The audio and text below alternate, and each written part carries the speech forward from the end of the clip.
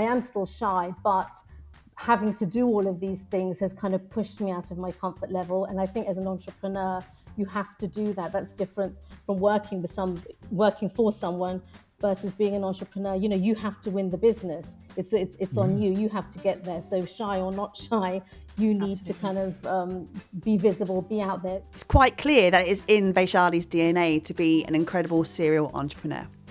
In today's episode, Vaishali, owner of Ananya Cards and Create ID, talks us through her incredible 24-year roller coaster ride of being in business and what it means to be successful.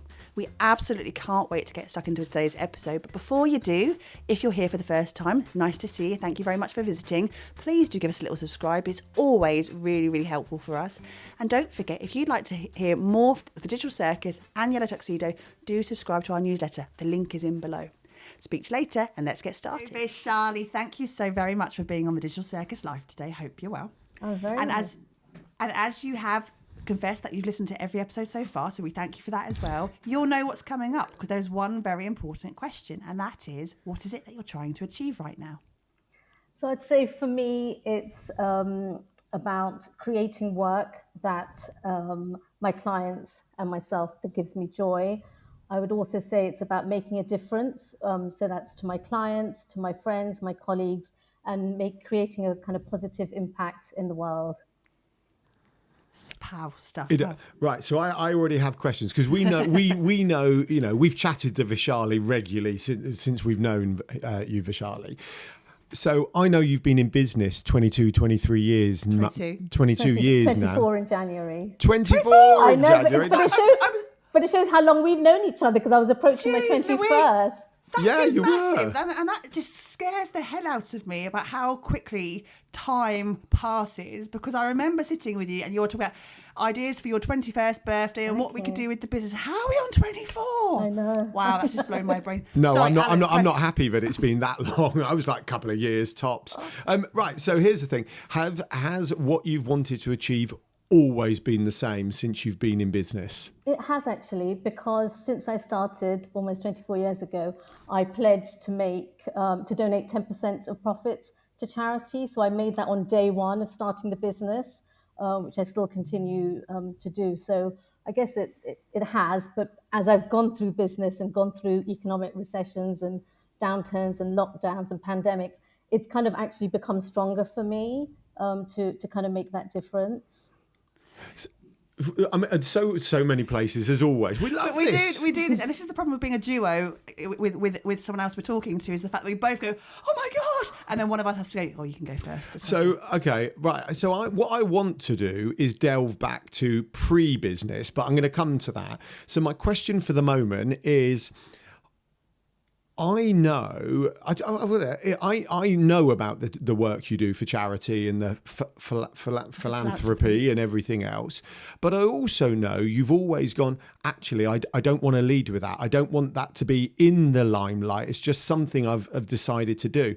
I want to do over here. Can we ask about, how have you managed to keep going with all of that? That's a stupid question, but I think you know what I mean. How's that stayed there for the entire 24 years? And why, if it's okay to ask, would you not want to perhaps mention it periodically in what you share out?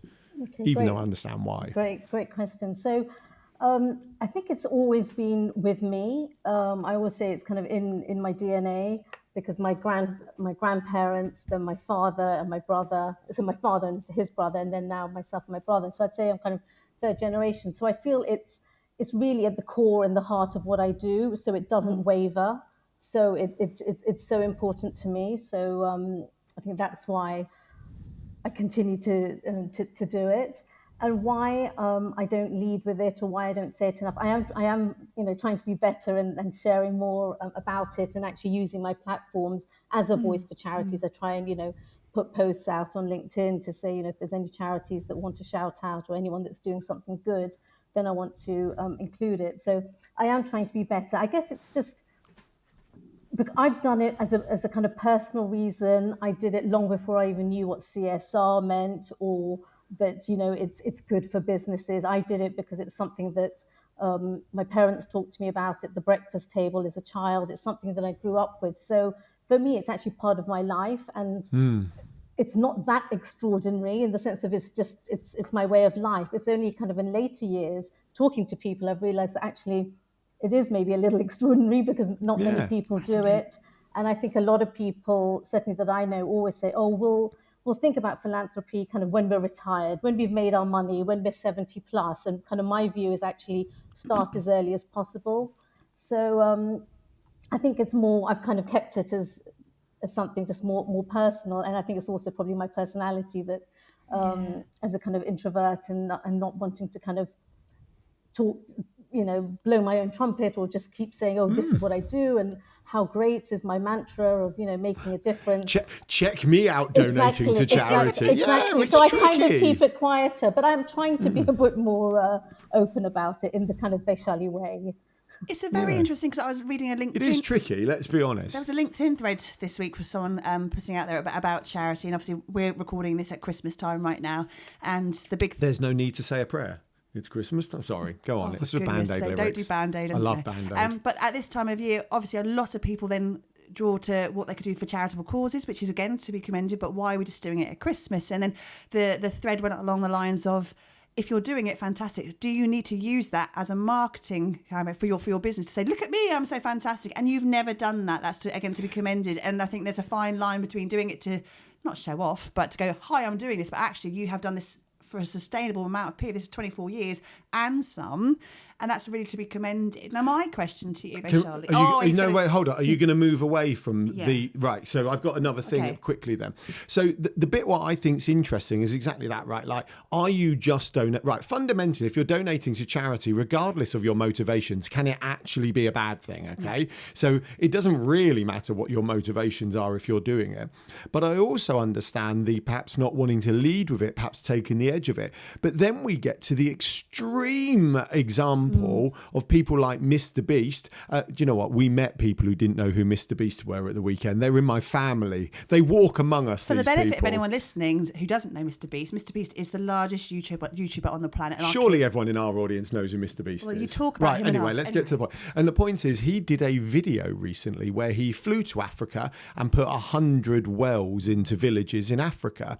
And then the standard kind of machine that follows Mr. Beast around, unfortunately, kicked in. That he only did it for the video. He only did it for this.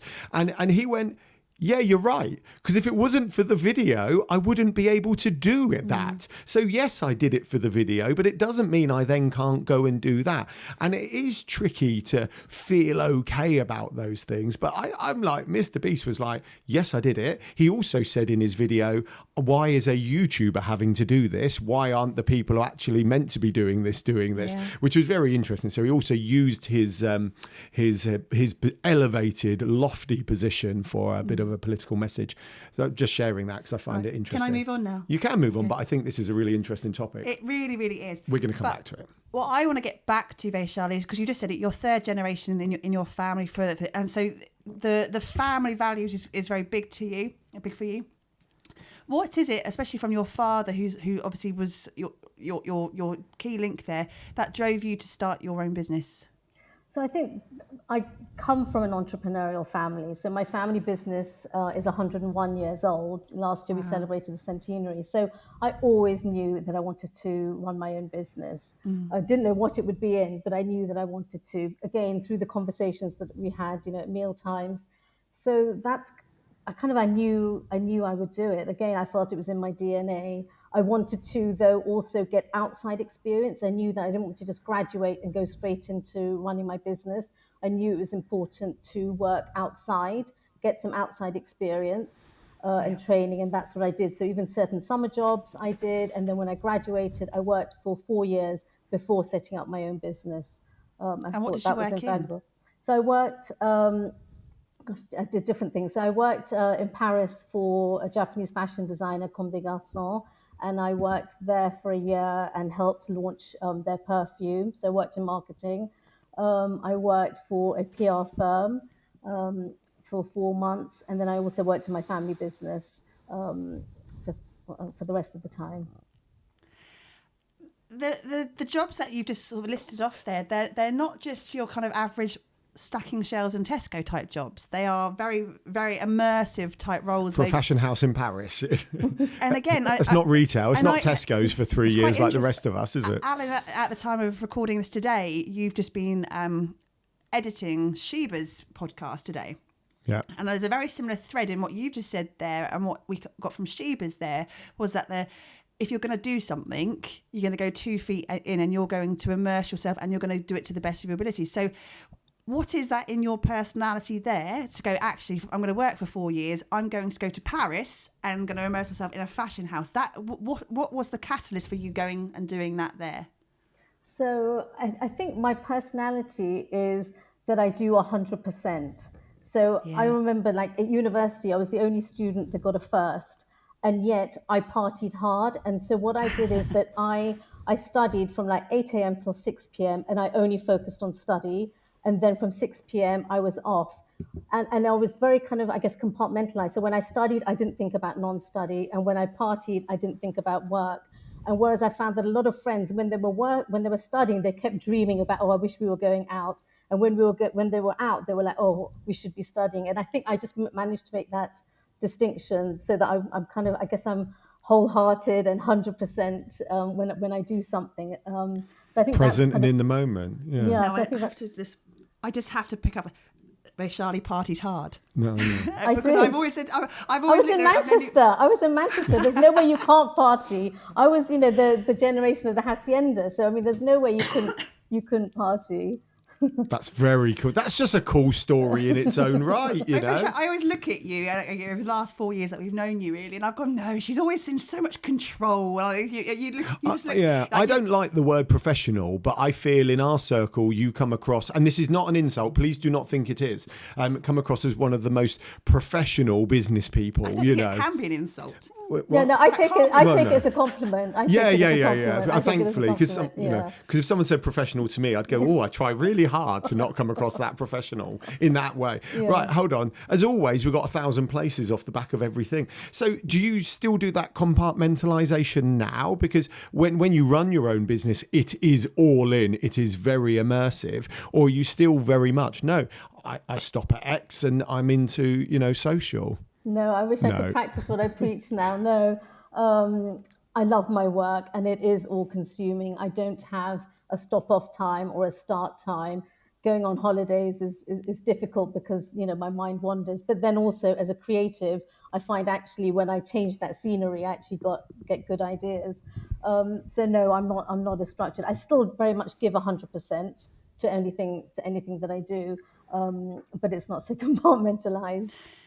Do you think that's now because you're doing something that gives you completely fills your cup, it gives you the joy because you know that that's what you should be doing? And as students are, we do things to get past the finish line, but actually it's not necessarily what you would be wanting to be doing. But that discipline is what got you through. Yeah, I think so. I mean, I think I could be better to get that blend better. And I think it's just this. I'm excited about my work. I want to grow my businesses. I'm now, splitting my time between London and Dubai. So that's added a whole dimension of kind of establishing myself here. So there's a lot to do. So I'm kind of take that time to do it. Yeah. Is it because I think that's really good because I'm not brilliant at kind of going, well, no, we don't. No, it's not. I'm not. We don't do that. We're a blended all-in approach. But I'm wondering, when you were a student back in the Hacienda days, which is just cool. Next, you're going to tell me you saw Madonna at her first ever gig at the Hacienda. No, but I did see Madonna at the launch party for Comme des Garçons for their job in Paris. She was one of the guests, so yes, I did see her then. That's super cool. That is cool. Right. So I think with the university side of things, there's a much clearer distinction of I need to achieve X today. Mm-hmm. Whereas in a business, and people say that to me, they go, what, you wear yellow outside of your business? And I go, of course we blimmin' do. We are all in. We are there making yellow tuxedo what we want it to be. And why would I not take every single opportunity? So I guess my point is, even though we may have goals, there is no end point. No. You know, there is no, I'll just do this today and stop, and that's the end of that project, because it's straight into the next one. Do you find that happens? Like, is similar for you? Yes, I think if you're ambitious, then yeah, there's, even if you achieve one goal, there's still future goals to achieve. So yes, I don't see a kind of stop line. What's your favourite part of your business? It's probably meeting the clients. It's kind of meeting the clients, getting their idea of what they want to do, whether it's from a branding design point of view or whether it's from a marketing point of view, and then seeing the results. Because sometimes, I get something that's literally like scribbled notes, and it's actually taking those scribbled notes and then delivering something. So to me, it's like kind of that transformation. But that result, that's what I like to do, because I've made an impact, made a difference to my clients. So I'd say that side.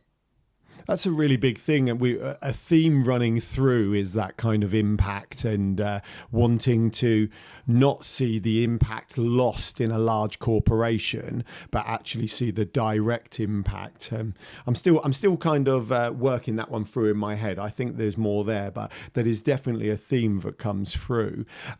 So you said, we've discussed, like, you knew, like, and this is another thing. The norm for you was you run a business. It's what your family did. It's what you discussed around the dinner table. But why this? And we know you have a couple of businesses, actually, and then the family business as well, I presume, on top of that. So what made you pick them? And feel free to say what they are as well, by the way. Sure. I'm only not saying it, so you say it. Sure, thank you. So Creative ID is my branding and marketing agency. So at university, I studied, my degree was international management and French, and I specialized in marketing. So I kind of took the marketing modules. But when I graduated, I realized that, or I felt that marketing was not enough. So I then decided to do design, and I did that as night school. And, first 18 months of the business, I couldn't afford anyone, so I did the design. And now the design's much better because I have a team of trained designers. So the marketing I do, and then the design work they work on. So yeah, I think that was, I'd always enjoyed marketing, and I think from an early age I knew I wanted to do something marketing related, which is why I specialized in that at university, and I loved it. And I also took on international marketing and international business. So even at that age, I knew that international angle was important, and hence why the degree was international management and French. So that international perspective was really important to me. I think also I'd attended an international school when I lived in Paris. So kind of cultures and meeting people from different walks of life, that was really fascinating for me. So I think that's why I chose the creative idea and the marketing and design. And then the Ananya Cards, which is my wedding and event stationery business, started by chance. My cousin got married, and she asked if I would design her wedding invitations. So I was like, sure, okay, I'll do that. I thought, I have a design background, I can design this. So I designed it as a gift to her. I didn't put my name on the back or anything. It was just, between cousins, it was her gift. At the end of the evening, at the wedding reception, 3 people came up to me and said, Vaishali, we heard that you designed the stationery. When we get married, could you design our stationery? So I was like, oh, okay. Just taken aback. But then with my entrepreneurial hat on, I thought, okay, let me look at this. Did about 6 to 8 months of research, looked to see, what others were doing. I did spot a gap in the market. And that's why I then set up Ananya Cards. And being design and creative, they're kind of, they're quite similar. Yeah. I mean, there's obviously naturally go different together. target Really audience, complementary. yes. Yeah. How do you balance having 2 businesses though? Or 3 really, when you count the family business as well. Surely that is one massive juggle. You've already mentioned that you have a team of associates now, and you kind of expanded in that way, which is I'm going to kind of come back to in a second. But in the day-to-day melee of life, how do you cope with having so many fingers and so many pies? You have to be organized. I don't time block, and I don't even say, Monday, Wednesday, Friday is one business, Tuesday, Thursday, Saturday is another business. I just kind of look at what the work is and kind of prioritize it and work that way. But actually, for me, I love that variety. I love the one, the morning I could be working on, like this morning I received a questionnaire from a new client. So kind of going through that questionnaire for their new identity. And then, this afternoon I could be working on a wedding stationery suite. So for me, it works well. I like that variety, but you do have to be very organized so that, nothing slips and you're meeting all the deadlines. Do you know what Stephen Bartlett says about time blocking? Because you said you don't time block. He says basically the reason there's so many productivity hacks out there like time blocking is because people aren't just disciplined. If you sort your discipline out, you do not need any of those hacks. You just get on with doing it all. Yeah. So which I kind of like. Which is something that Vicky Brown touched on in her episode as well, about being more disciplined. It's something that we all need to work on hard. We also about consistency and all that kind of stuff. But actually, it's about just get on with it, cracking your own whip really, and go, okay, it's going to be a bit uncomfortable. Yeah, it needs to be done, doesn't it? It just needs to get done. So you touched on it as well earlier, and it's now you've talked about your international studies and everything. It seems a natural sort of segue that you moved to Dubai, and that was a big thing. I remember you doing it. I remember the day you said, I'm about to fly, I'm about to go. I have no idea what I'm doing. I don't know anyone in Dubai. I think I'm just going to give it a stab. And a few years later now, you've now sold your flat in London and you're interviewing us right now, having an interview whilst you're in Dubai. What was that? Why did you do that? And why did you pick Dubai? So Dubai as a place, it was a personal reason. So my brother's been living here for about 12 years. And my mother wanted to move to Dubai to be closer to my brother and also closer to her family in India. So actually my mum moved first. And she kept sending me, messages saying, "Oh, I think you'll love it here." And I was kind of like, "Yeah, but I'm not interested. My life is in London."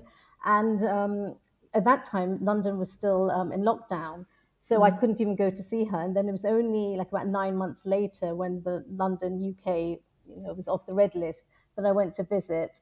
And I thought, "Oh, this is nice, but." It's nice, but I wanted to settle her down and give her security. So I got a place for my mum. And I thought, okay, I'll just kind of come backwards and forwards. And I guess, I don't know. I mean, my first and foremost is for my mother. So, to look after her, she gets older. So that's kind of, I wanted to do that. And secondly, I think in my business, I also was ready for a change. I think with a pandemic, I also realized I could work remotely. As long as I have strong Wi-Fi, I can work anywhere. So that also gave me the confidence that I could be somewhere else. And I felt like I just needed a challenge. I wanted to kind of push myself. And I thought, okay, let me try it. But I still very much am running the businesses in London. I do still come back to London. My clients are there. The majority of my work is still in the UK as I kind of, build up my experience here, or my awareness, for people to know who I am. So that kind of takes time, but that's why I kind of did it. And it's scary. I'm not going to pretend. Scary, exciting, all the emotions. But I think because I've done it once before, actually a few times. So I was born, and there's a little backstory, but I was born in London. I moved to Jersey in the Channel Islands when I was 4.5. So I made that move. And then I moved to Paris at the age of 14. So I've already moved there. Then university in Manchester, then a year in business school in France, then working in Paris. So I'd kind of done that. So although it was scary, I knew I could do it. Sure. So yeah, that's why I've done it. Right, okay. I've got 3 questions for Charlie. I've got to try and remember them as I ask one at a time. Guaranteed he'll get to 2 and forget the third. I will forget them. So first one is the moving around, okay? I think there are some people who can naturally do that and other people who are, much more about, I don't want to leave where I live type thing. Did anything happen, or do you just think that was your way? You were quite happy kind of traveling around, visiting, new places for long term, or was this something? Was it a cultural thing or family thing or something else? I don't know. So always as a child being fortunate to travel. My parents knew that travel was important, or, they also enjoyed traveling. So I was fortunate as a young child to travel most holidays. The reason I actually moved to Paris was my parents got divorced. And so that was a life situation. and that's why I moved there. I seem to be always following my mum because she moved there and now she's moved here.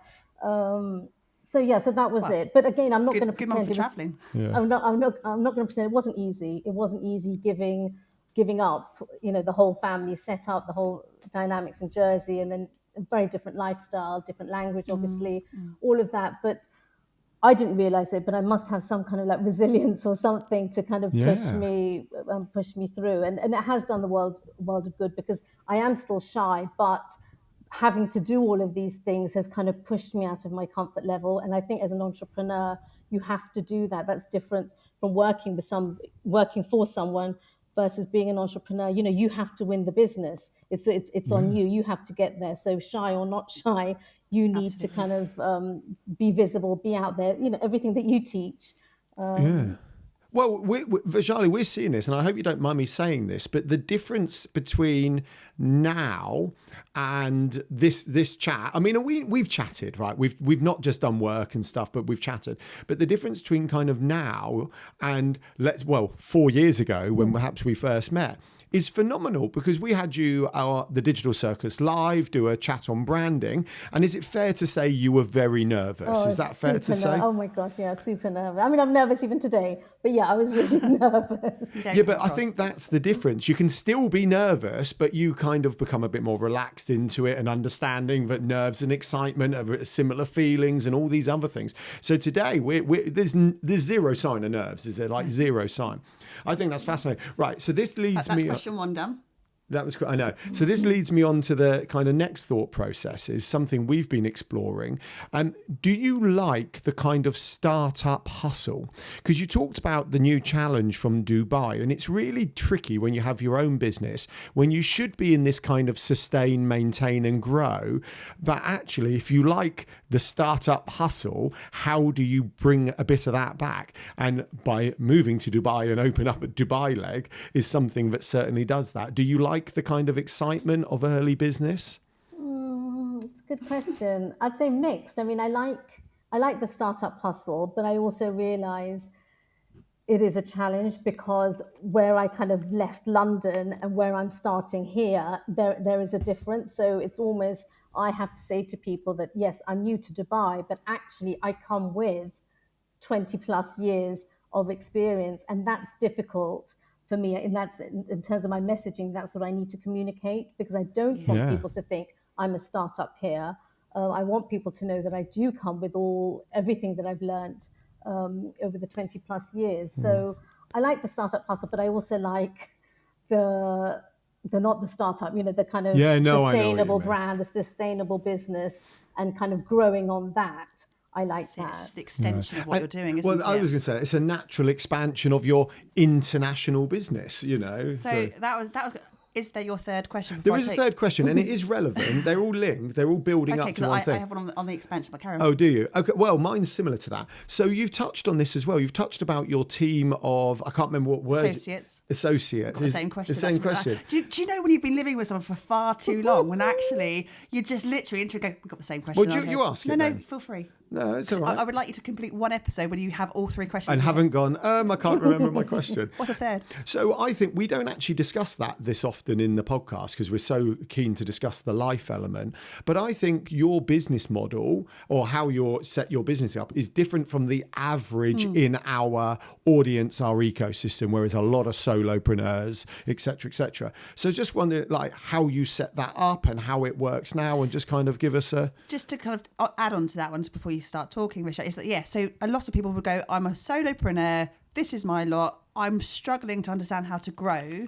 What was that moment where you went, actually, this needs to be a team, and how did you take that step? So that Yeah, and what does the team look like, if you don't mind sharing any of that? Of course. No, great question. So about the team, firstly, something my father had taught me ages ago was delegate, delegate, delegate. He'd always said that to me as a young age. So things that I'm not good at, delegate to. Delegate. So from day one of the business, with very little funds, I hired a bookkeeper, because I knew that maths and figures was not my thing.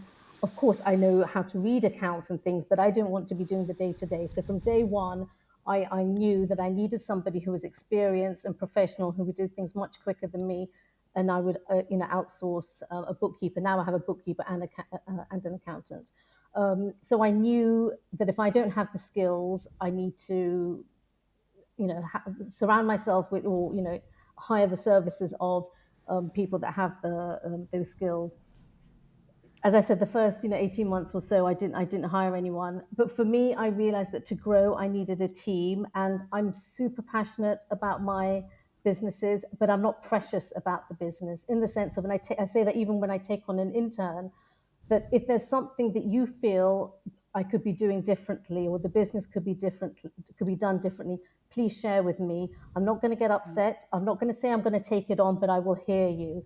And I've always had that approach. So because I'm so in the business, and it's so it's so important to me. But someone else, especially the youngsters, they have I'm on TikTok now.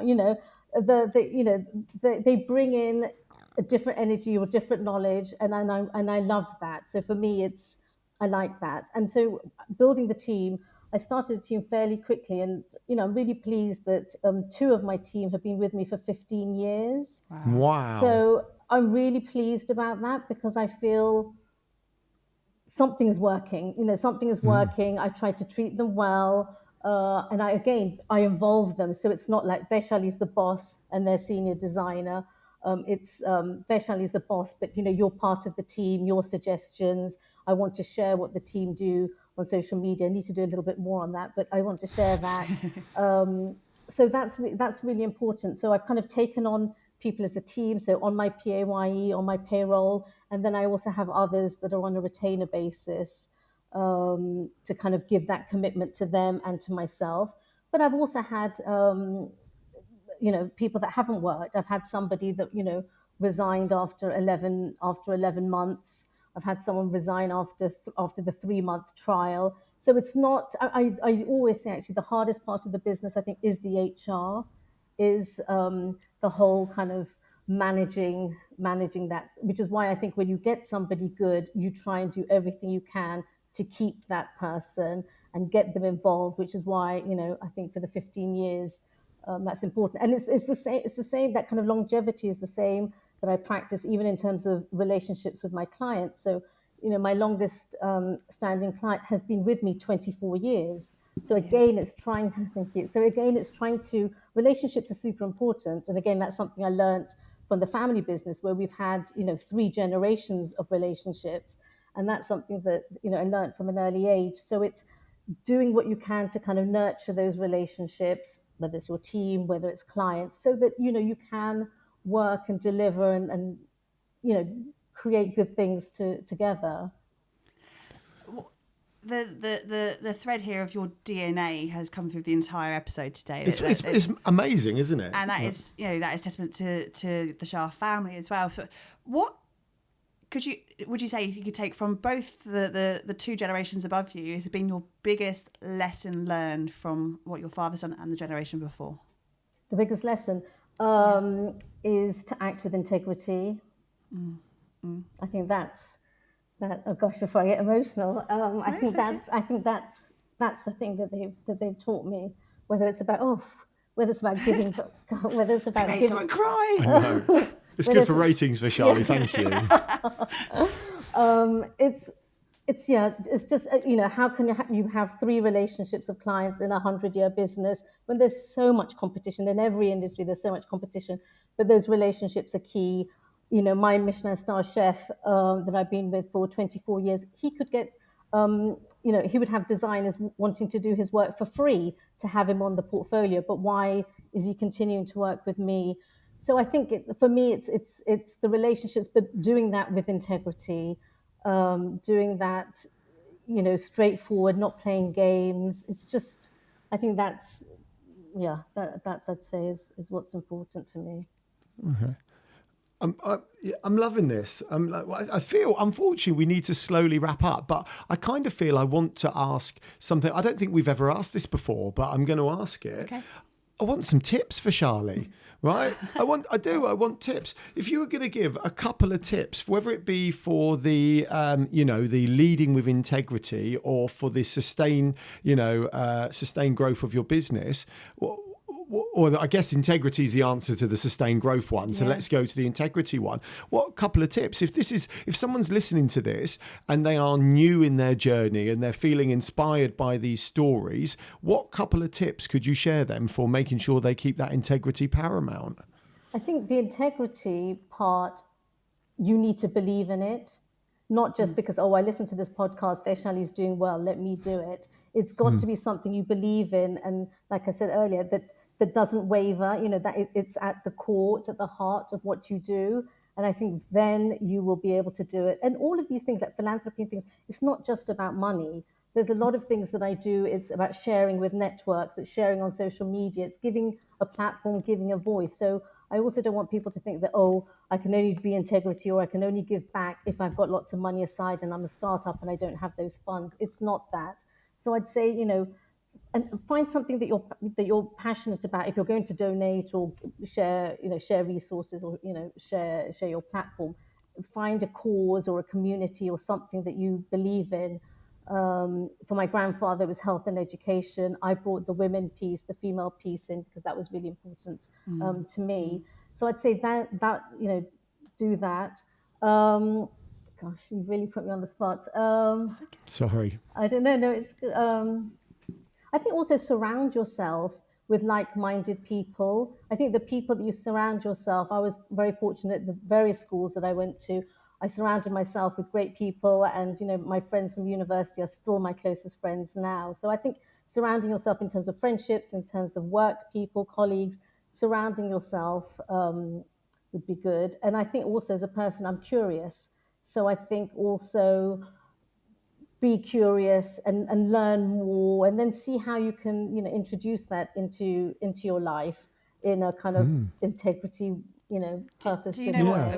I think that's the one thing I always... And party hard, don't forget. Party hard. One thing I always associate with you particularly is your ability to keep learning.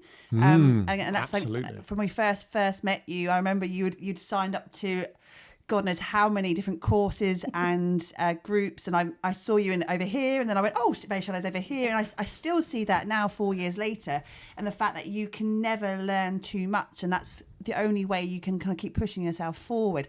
Now, I've got one last question before the last question. And again, it might put you on the spot a little bit, so apologies in advance. This could soon be the longest episode we've ever done, by the way. It's the most fascinating episode ever, though. Which is all good things. You've done a lot. You've done a lot, and you're still doing a lot, and I'm sure there's a lot more in your growth for the future as well. And you're only in your early 50s, so goodness knows how it will be like. You can't age. You can't out someone's age. She's only 21. She's only 21, but she's been in business 24 years. So, what are you at this stage in your career most proud of that you've done? Silence. Yeah. I think it's being adaptable and setting up a base in Dubai without knowing people, starting to win work here, being visible here, networking here, really from as a startup, with little exposure already. So I'd say that's what I'm proud of. Amazing. to do that. That's pretty cool. Yeah, and you should be. It's amazing. Yeah, very cool. Okay, so we're going to wrap up. So we're going to start. We're going to end with our final question of the episode. Vaishali, if you could go back to your former self at any age you choose and put an arm around yourself, what would you say to that person? So I'd say, if it's about something that's worked, I would say about having a flexible attitude so that you can overcome uncertainties, as we've seen with the pandemic, things that don't always go according to plan, or being able to take up new opportunities. I'd say that's having that flexible attitude. I would say is important. If it was something that I wish I had done, it would be to have had more confidence in myself. So I'm aware that, I didn't, there's opportunities that I haven't put my hand up for. There's things, whether it's speaking or collaborations or other things that I didn't put my hand up for because I was too shy to. So I'd say to my younger self that, be proud of what you've achieved. and and go for it. That's Perfect. what I love that. And actually, Laura Robinson said the same thing. Do it scared. Do it scared. You're going to be scared, so just do it scared. I think that's such great thoughts from people from you guys on that. Thank you so much. Vaishali, thank you so blooming much for speaking to us today. It's been one of the most fascinating episodes to date, I think. To everyone who's listening today, thank you very much for staying to the end, and we'll see you next time on the Digital Circus Life. Thanks, Vaishali. Bye, everyone. Thank you so much. Thank you.